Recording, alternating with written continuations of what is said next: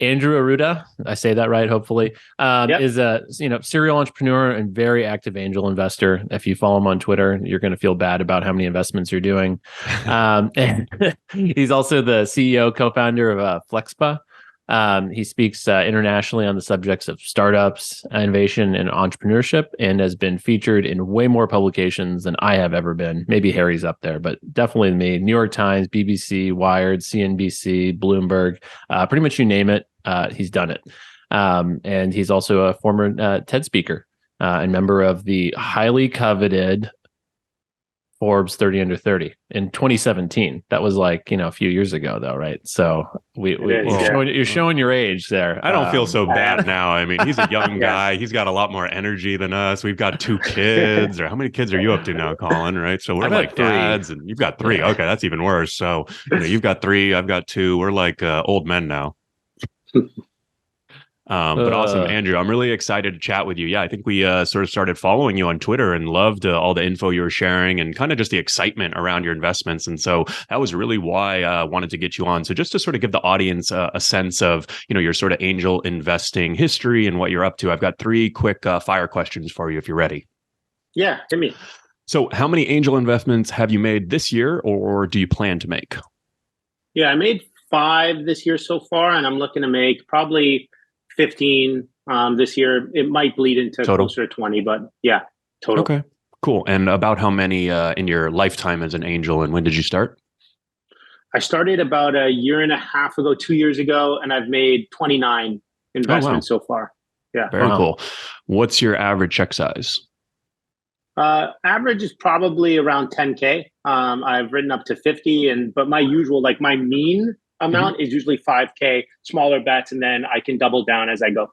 Okay, cool. And what type of startups do you look for, and what stage? Yeah, I'm stage specific, but I've started to cast a larger net now in terms of the areas of focus as my thesis and thinking has changed. So pre-seed and seed, I think makes the most sense, where I could add the most value as an angel, and kind of it just makes sense to get in there. And then I usually invest in areas that I've built in before, or I just really want to get smart at, or have been involved with in the past. So that's health. I'm currently a health tech founder. That's legal. My last company was a legal tech company. I'm a trained lawyer. And then also areas like regulatory, which is adjacent to legal. Space tech is a big interest of mine. I've just been a space nerd growing up, and so that's been fun. And then sales and marketing tech. Most of the time as a founder, I'm doing a lot of sales and marketing. So that's an area that I just know enough about to be dangerous in. Very good. I like that term, enough to be dangerous. I think that's sort of how we feel about angel investing generally, Colin and I. It's like we're no experts, but we definitely know enough to be dangerous. I just, totally off topic, I just met the founders of payloadspace.com. They've got a cool B2B newsletter. Have you ever read it?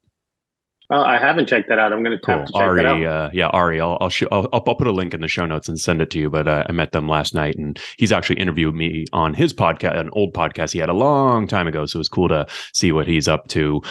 So I really think that like this concept of angel investing and being an operator and being a founder is something that is fascinating to me. And I'm curious, like, how do you think about it from your perspective as a founder? Like, what is the reason why you angel invest? And does it have anything to do with your day job at Flexpa? I would say it actually has a lot to do with it.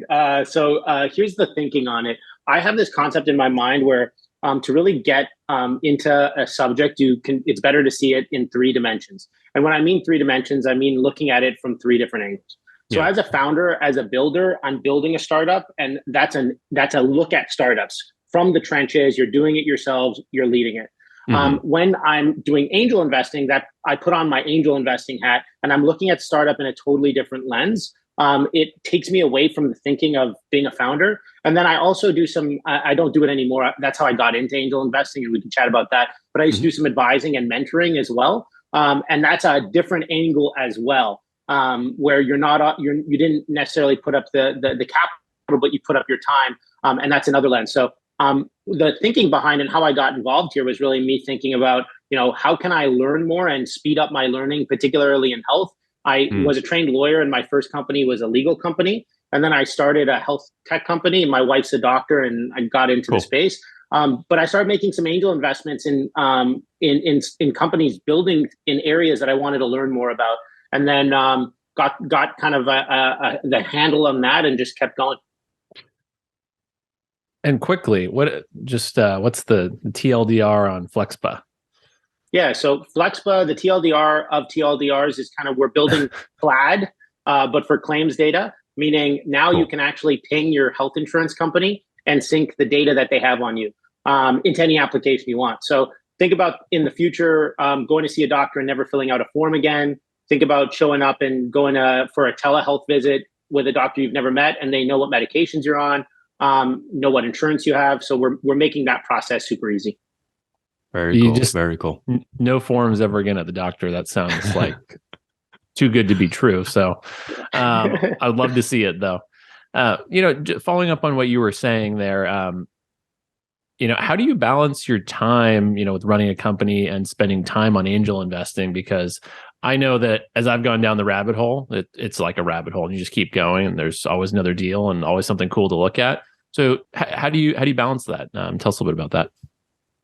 Yeah, so actually, like the old way of thinking about a founder who angel invests is it can be negative. I think so. In the past, VCs have thought to themselves, like, if you've invested in someone and they're angel investing, is that taking away their time from building the core business?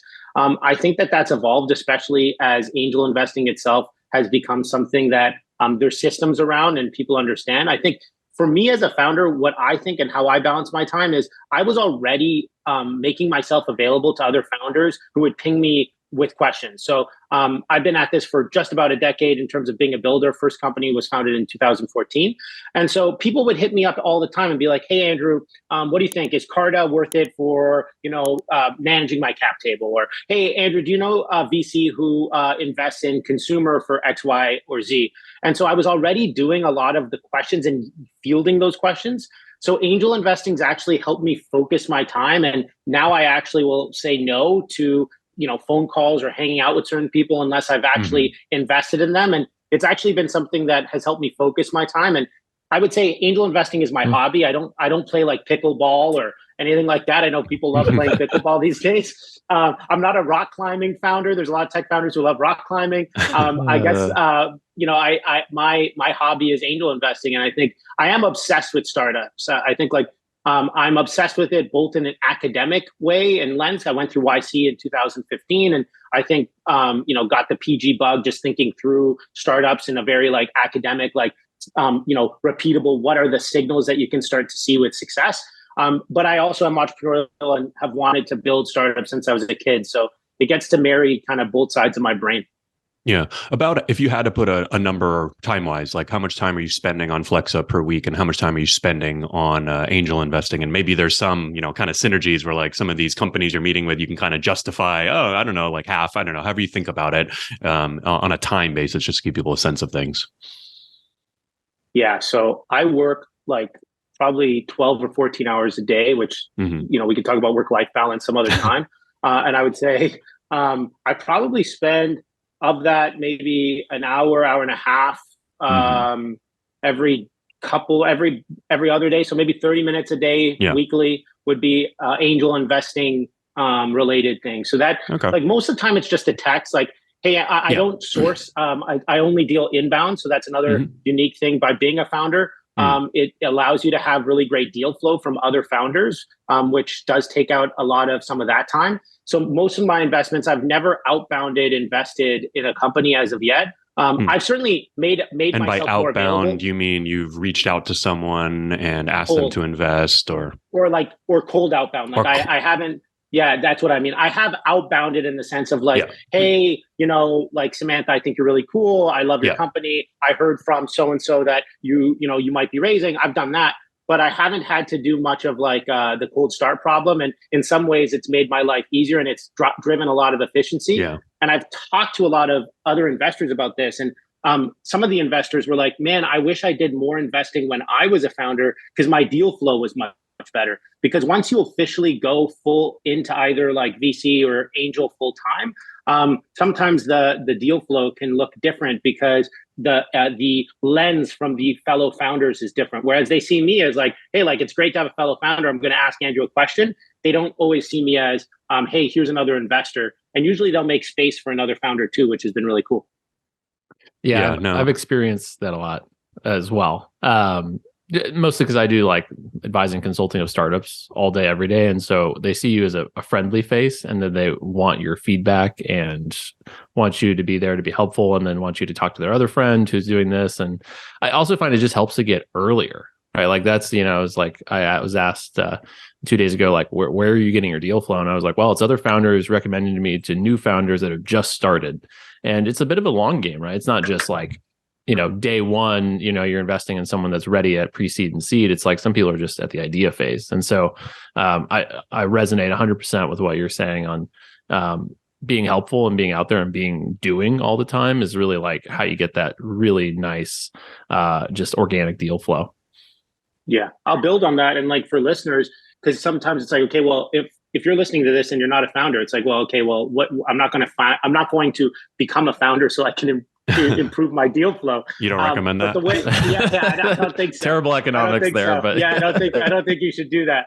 But what I would say is how I got involved in this is people had asked me to be an advisor or a mentor, and then I got some advisory shares in companies, and some of those ended up going really well. And then those founders helped introduce me to other founders, and then eventually I was like, look, I don't have the time to advise. I'd rather just, deploy. And if you have questions, here's my number, like text me ad hoc, or I'll voice note you back, or we'll ad hoc it. So most of my advice is like in the moment.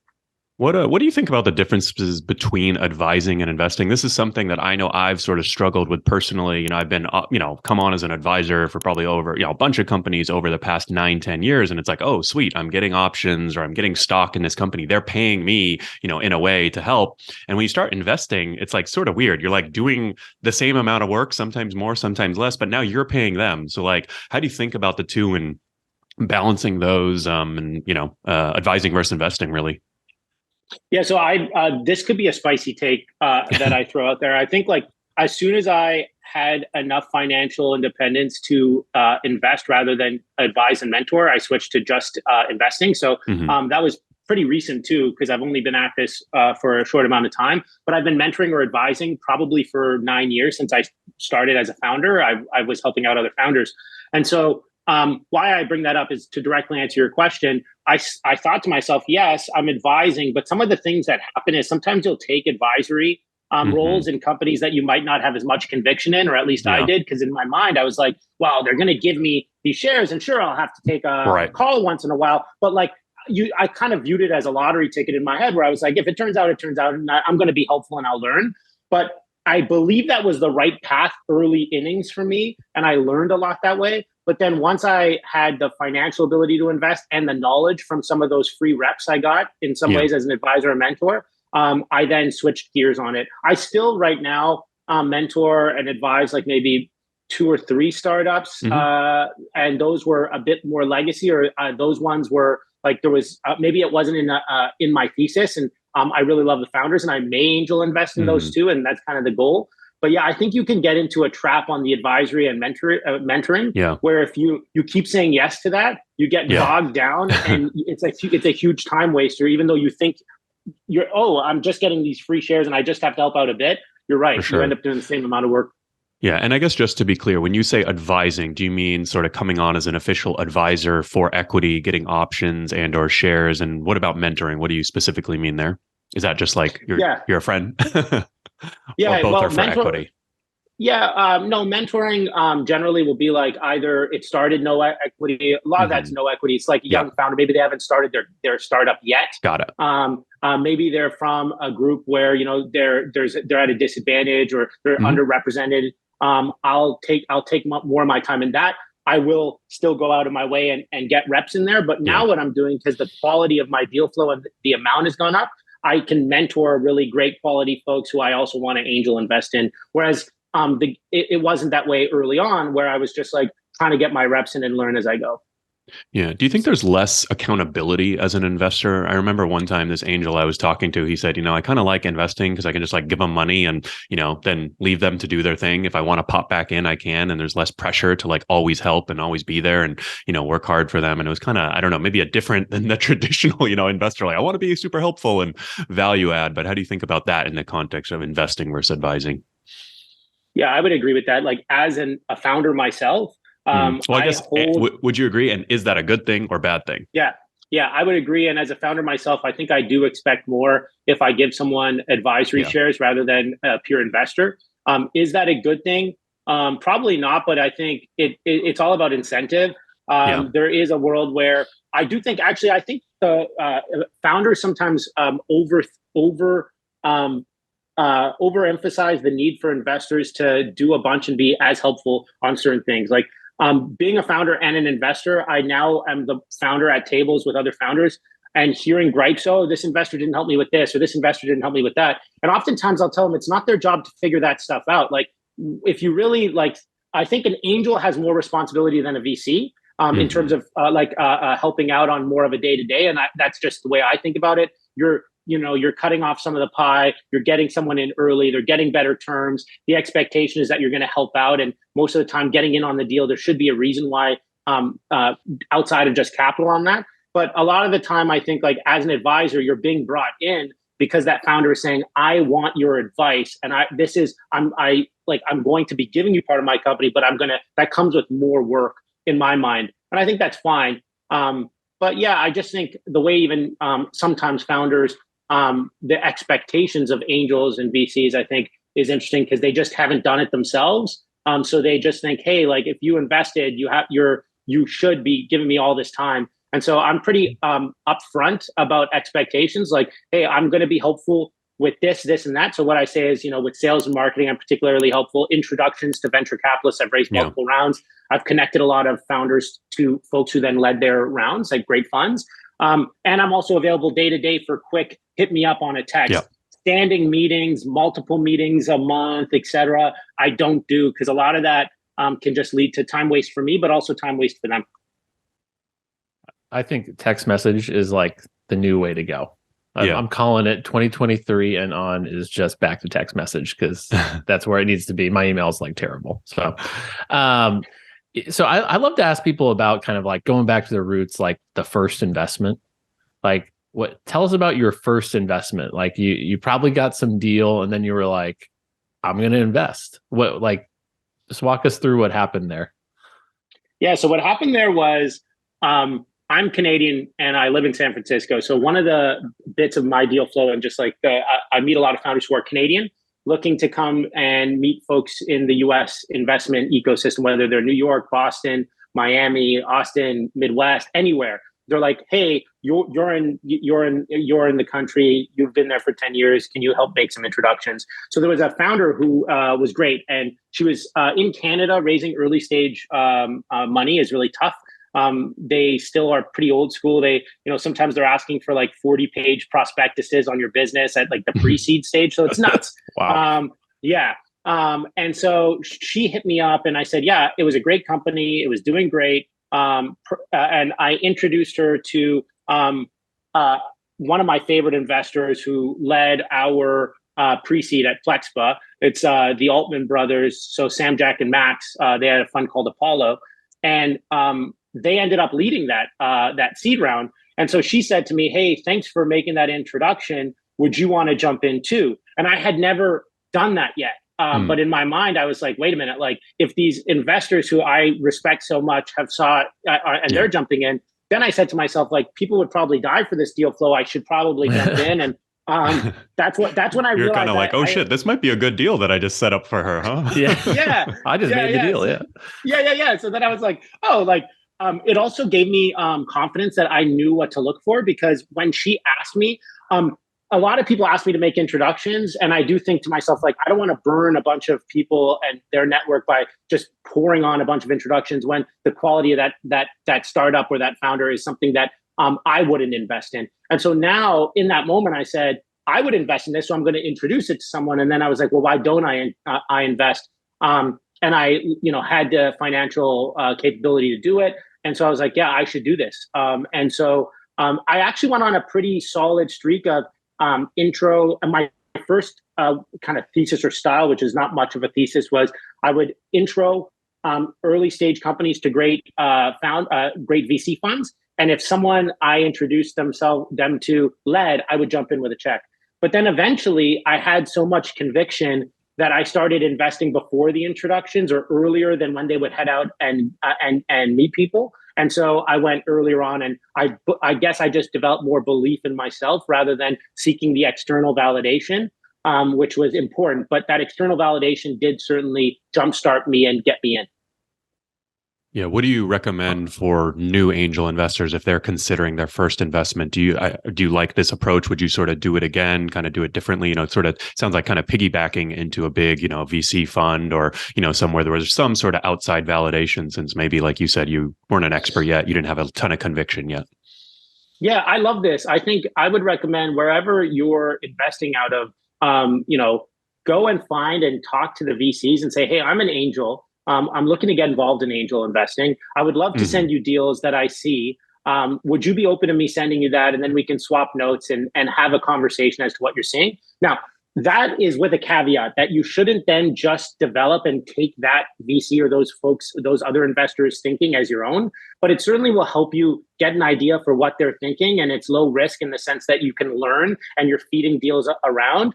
I think that did help. And I think most of the time it's a really great cold start problem too, because then what ended up happening is VCs started hitting me up and saying, hey, this founder is looking for an operator angel with experience like that you have. So I've made a few investments from VCs that I originally had been sharing these deals with, and then they started sharing with me.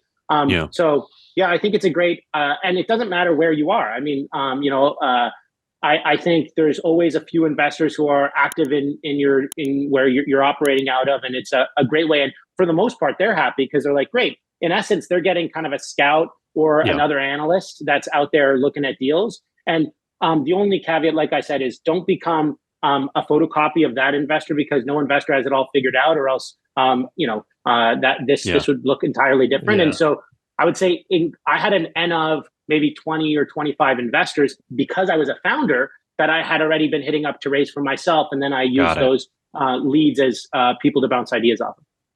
Got it. I like that.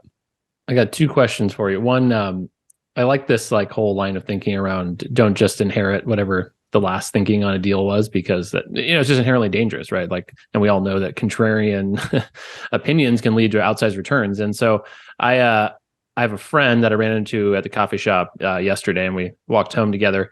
But I call him my foil, and he was apologizing to me because he was like, I don't invest in any of your deals, and they don't seem that they're not up my alley. And so he was apologizing, and I was like, no, man, don't apologize. This is great. because you're questioning everything I think on it. And then I really have to have some more conviction. Do you have any foils in your life that you have a great relationship with? Yeah, I would say actually all of the early folks originally were very foily because, I'm just sending them deals and kind of cold starting and being kind of shameless and being like, what do you think? And, I'd be like, hey, Harry, Colin, what do you all think? And you're like, I met this person once and this is the second deal he sent me in a week. I don't think I know him as well as he thinks I do. So they were originally kind of tough, but that toughness I think was really great. As for a specific foil, there's certain VCs that I'll ping and I'll be like, what do you think on this? And in some ways it also, their thinking is what I disagree with. And so some of my thesis develops in as an antithesis to some of their thinking. And, but that's not a bad thing. I think the real win here is having insight or conviction, or what your secret knowledge is of that founder and what that founder's secret knowledge is. I think that's big. And I just think you get those early reps by learning from other people. But I forget who it was. He said, I played a lot of years until I learned how to play like myself. And I feel like I've hit that stride over the last little while. And so now I have the conviction, and it's happened multiple times where I'm like, I'm in. And then maybe 3-4 months later, I get hit up by that founder and they're like, hey, this awesome person is leading this round, or this household name is doing that. And it's been a good feeling. But sometimes that doesn't happen. And I have some founders who I try to introduce and it doesn't work out, and they're eking away and they're doing great as well. And it doesn't shake my conviction whether someone else jumps in that I really love and respect or I don't like, et cetera. Kind of play my own game now, but I learn from others and kind of the process to get there. So on that note, I try to ask this question of everyone because you're talking about winners, but you're also kind of alluding to maybe there's some that aren't getting the love. Losers? What is not yet, right? But maybe these are the losers. What's the fastest a deal's gone bad on you that you've invested in? I hope this doesn't jinx me. So far, no bad. Like nothing bad yet. Yeah. And I'm not just saying it. I'd be totally honest. I'm open to sharing that. I think the biggest problems that I'm having is obviously in this market reality, startups that sell to startups. There's been some tightening up, et cetera. But I've also been at this for 2-3 years at max. So I think I need some more years and some more dog years on me to get that. But so far, so good on that. But there has been companies going into tough times, et cetera. But I actually would say another spicy, maybe contrarian view for me is sometimes investors get really worried when stuff starts looking really bad and shit hits the fan. But sometimes that's where you see a startup do some pretty cool stuff and it turns out to be sometimes a big win. So what I would say is it ain't over till it's over. And I think sometimes the ones that look like they're struggling a lot it actually is a forcing mechanism to maybe them getting things right and actually emerging into something that you might not have expected, and that could be even a bigger return for you. Yeah, it's probably hard to tell the difference between struggling and growth at the same time, especially when it's in tough times. Yeah, yes. I feel like I think I'm glad we have Andrew on because I've definitely had a few companies that have gone to zero. So I think this is why, Andrew, you are the guest and we're learning from you. And we appreciate you coming on and sharing your knowledge. Hopefully we didn't jinx you, though, just FYI. Yeah. Well, I would check your text messages. Yeah. Give me, what up? No, I think it's just I'm still young in the game. I think I'm still learning a lot, and I think realistically, I'm really going to know that my viewpoint is that I know how I think of each year as a class, and I think of that class really me knowing what happens 10 years down. So I'll know what happened to last year's class in 2032. Really, at the end of the day, and that's kind of one of the things that I had to really think about with angel investing. Two things that I think that changed the game for me is I believe that all my returns will come from 2 or 3 of my bets. And that's kind of the way I think this through. And the other thing I think this through is every time I invest, I think of it as I'm going to find out in 10 years. And I do invest with the idea that you're going to get most of your returns off of 2 or 3 of your bets. Very cool.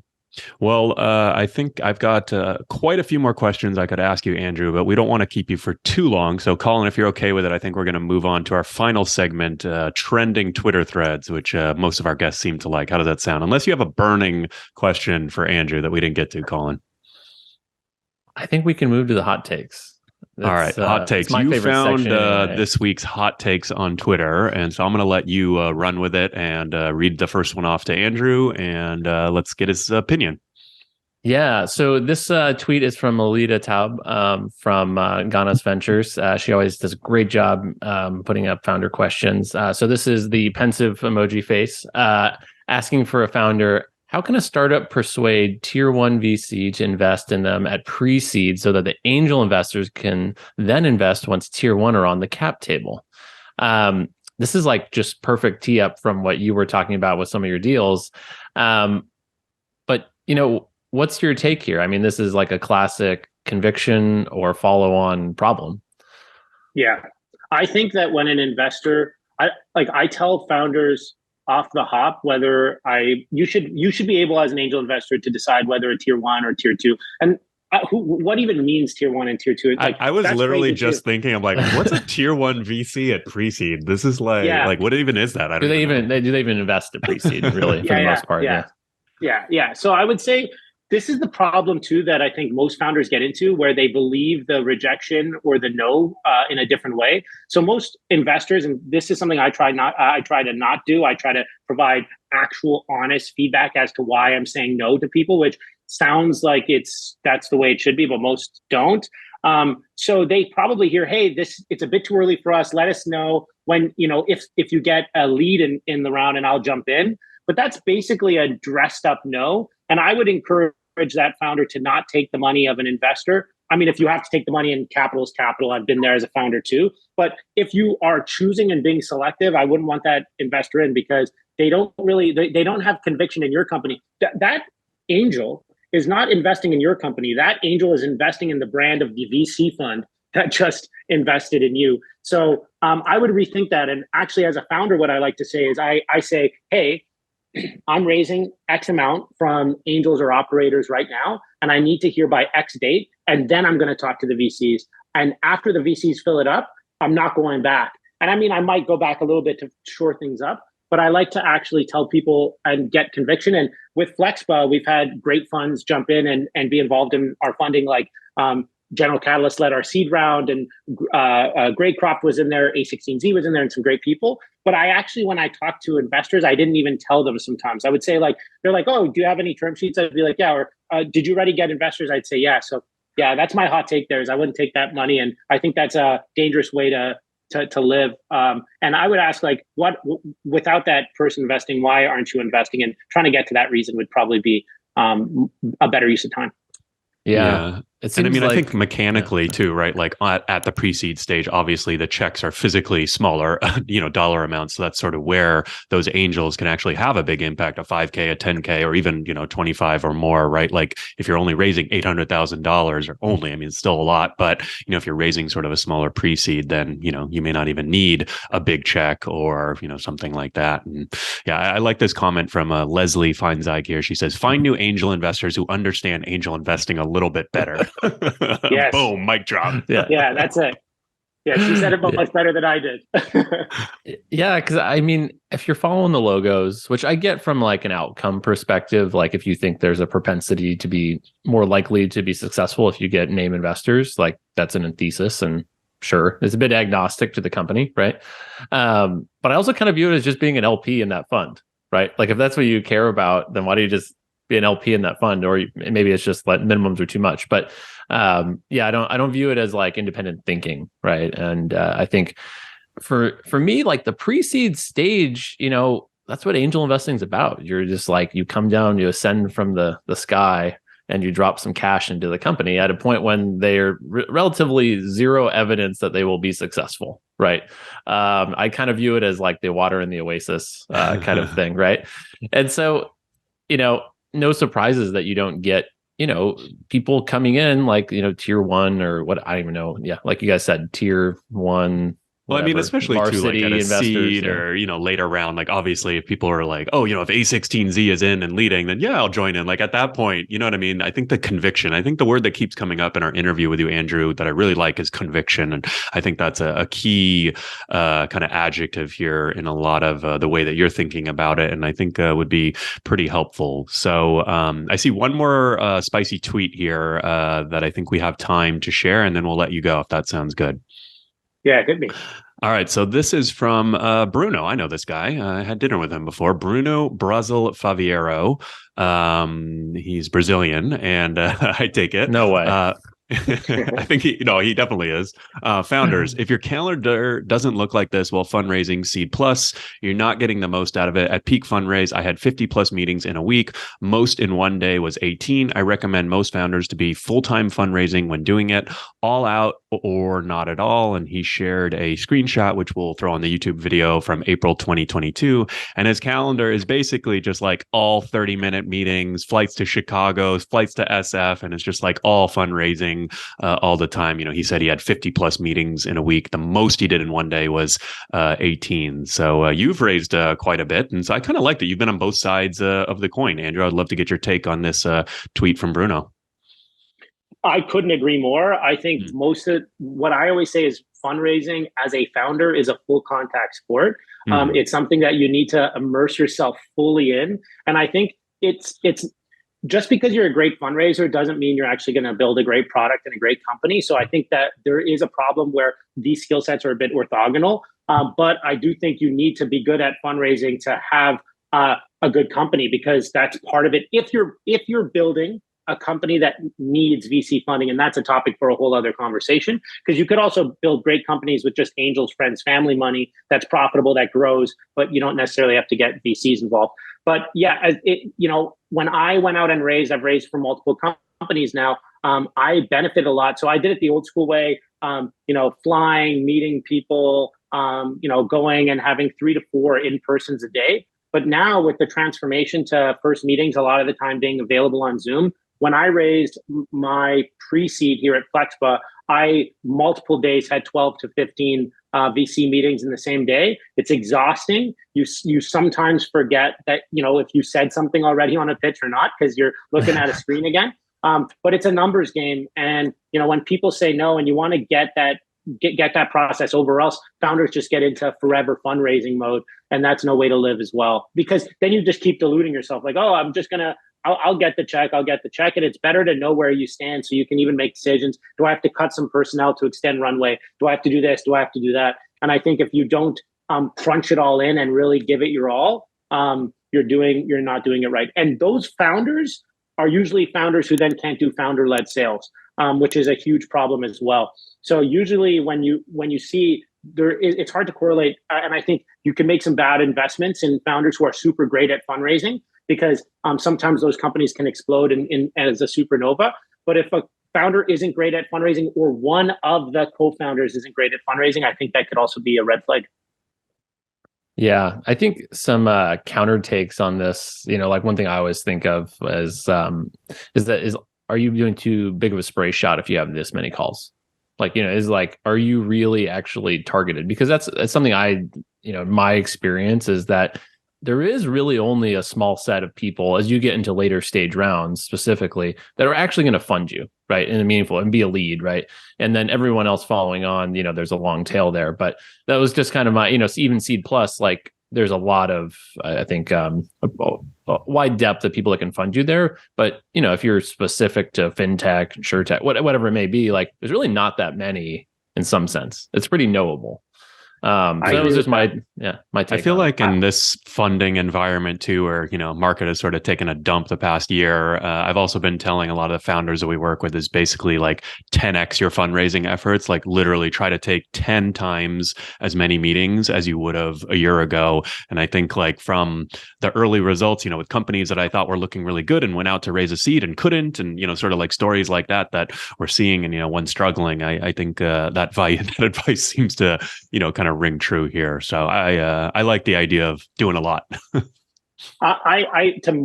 kind of bring it together, Colin, I agree with you. I think as you proceed into later stages, I think there's just less people who are going to be there. But I think packing early pre-seed and seed is helpful, because then when you go back to the folks at the Series A or Series B, you can, even if they said no or pass, you can be like, hey, we met before, Colin, you mentioned this and that. We're at, 4 million ARR with this retention. These are our daily active users. I'd love to chat with you. And so now you're not approaching them for the first time or even the second time. You've kept them up to date on your pre-seed and your seed. And so I'm a big fan of keeping in touch, not by doing coffees or whatnot, but by trying to raise consistently from the same people, and then cutting down that number to, the folks that make sense. One question for you. Oh, yeah. And before we go is what, kind of coming off, like you've been a multi-time founder now, what was the biggest difference between the first time you raised for a company and now? Yeah. I think I literally saw it as a sales process and DQing investors quick. So I actually would try to get to the no's quicker and sooner, and try to not take it as personal. I think as a first-time founder, I think I started every meeting I had, I dreamt of them investing, and I thought of myself like, okay, this is going to work. And instead I was like, okay, out of everyone I talk to, almost everyone's going to say no. And once you go in with that in your mind, you change the way you pitch, because you come in with some more confidence. And what I really thought was the people who say yes are the people who are going to believe in me and my business. So that's who I'm trying to find. I'm not trying to convince everyone to invest in my company. I'm trying to present my company and then find the right people to invest in it. And it was a mind shift. It sounds like it isn't a big, but it was massive for me, because I wasn't selling my company to you. I was saying, this is what we do. And then I would ask questions to them and try to find the right fit. Yeah. I think often, like you said, people view it as just strictly sales, like buy the equity essentially. But in reality, like you're trying to present a case to people that are trying to find an investment return.